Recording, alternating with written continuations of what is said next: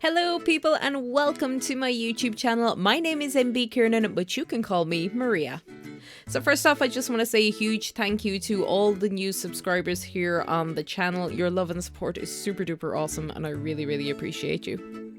So in this week's video, we are going to be doing a good old time lapse of some original characters of mine, and I'm going to be talking a little bit about both of their characters and also about their background and the storyline that they are involved in. But before we begin, don't forget to hit that subscribe button for more arty-farty content.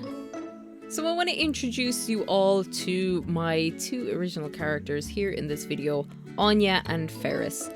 They are two kinda new original characters for my kinda new story, and I will elaborate more on that later, like what I mean by that. So first of all, in terms of Áine's design, she is the main character of this story.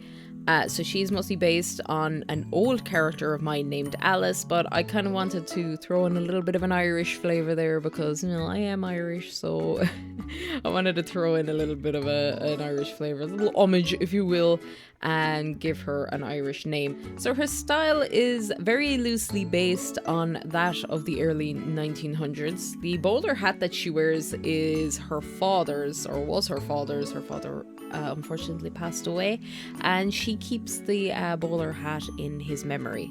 She also wears glasses, but she's not wearing them in this particular illustration because she is in her outerwear and she's also holding a baby dragon, so wearing her glasses would not be advisable.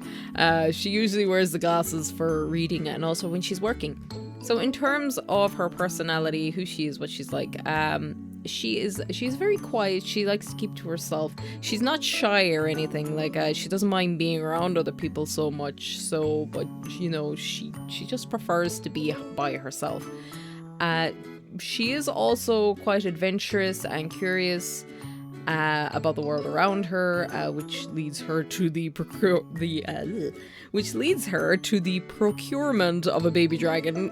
I don't know why I'm so insistent on saying the word procurement. It's like, kind of sounds like she went out of her way to like buy it or something from a breeder, but no, she finds a baby dragon.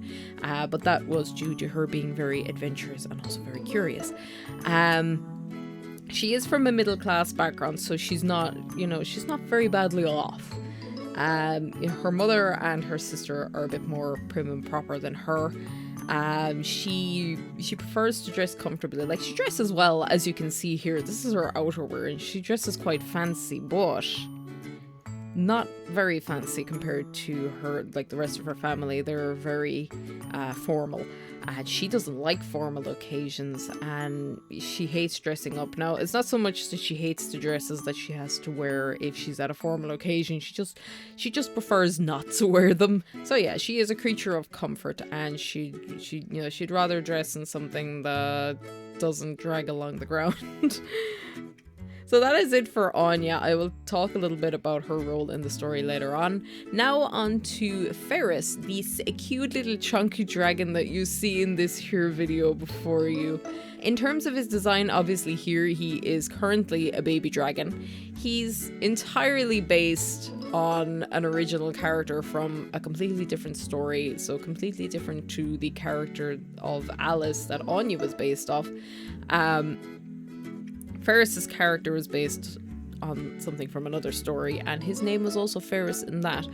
So his design has not changed much, but it has been improved upon. I think most of that has got to do with the fact that I've just improved at art. So in terms of his character, he is, as a baby dragon, he's very playful. Very playful, I think, most because Áine kind of likes playing with him and kind of encourages that behavior. And so when he becomes an adult, he becomes a little bit more mischievous and he likes playing pranks and stuff like that. So it's quite interesting. I'm kind of looking forward to drawing him as a large dragon. As much as I love him as a cute little baby dragon, I'm looking forward to drawing him as a full-grown dragon. So Ferus was orphaned due to very unfortunate circumstances that have to do with the plot line, which I will be talking about in a few minutes. And that is how Áine ends up finding him orphaned, motherless, alone. And because Áine is pretty much the only figure in his life, because obviously she has to hide him for plotline reasons, he ends up becoming very possessive of her attention and her affection. So if anyone else kind of gets in the way, he doesn't like hate them, but he just rather they not be there. So these two characters are very closely entwined. Naturally, they would be with the nature of their relationship. And they end up becoming very good companions and partners in crime. And when I say crime, I'm not saying that they're going around destroying things and being entirely mischievous. It really has to do with what the plot involves when it comes to dragons. So now that we're talking about the plot, we'll hop on and talk a little bit about the storyline that they are involved in. So as I mentioned in this video and also in last week's video, this story is a combination of two older stories, to be precise. There were two stories that weren't going anywhere on their own, so I decided to just smush them together, essentially. I mean, basically, I'm recycling rejected plots and characters. I like the characters, I liked a lot of the elements from the plots, so I wanted to use them. I didn't want them to go to waste. So when it comes to dragons in this story, in this particular time period in this universe, they are nearly extinct due to excessive culling, and that has got to do a lot with the leaders of the land, because they see them as a threat to their power. So our main character, Áine, she finds a baby dragon after its mother has been slaughtered by what are essentially the dragon slayers of her local area. And she decides to adopt this dragon. And of course she has to keep it secret. And, you know, it causes all sorts of problems because dragons grow fast, she soon finds out. And of course there's you know, all the injustice of the way dragons are being treated in this storyline, and that will lead to a revolution eventually, and whether it fails or succeeds, you know, has yet to be determined. You will find out. Stick around, you will find out what happens. Hopefully this story will go somewhere this time. So another plotline that we have are the magic wielders, what I call magic wielders. These also propped up in the pirate story that I was writing last year. This story and the pirate story, they are from the same universe, but on a different timeline. So what I mean by like the pirate story happened a lot earlier than this story.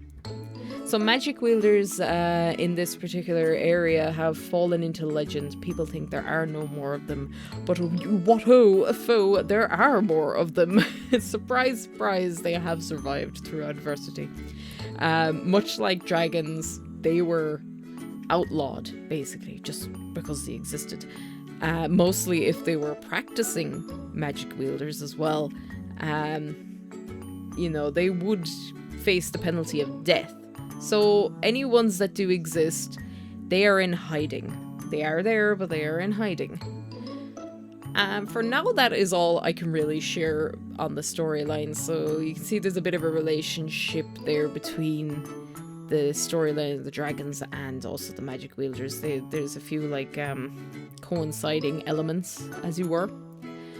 So this storyline, you know, it has dragons, it has magic, it has revolution, it's got all the fun stuff.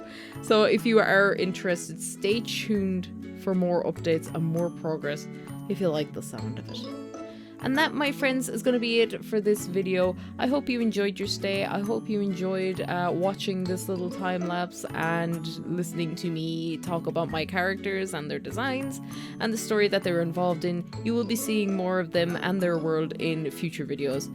So there will be more concept art coming up in the future. Also, I've got some fun video ideas that I would like to see come to fruition.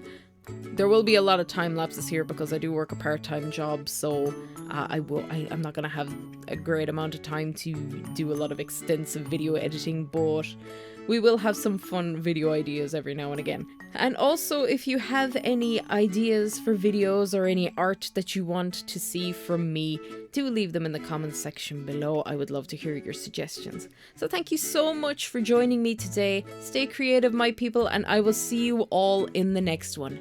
Bye!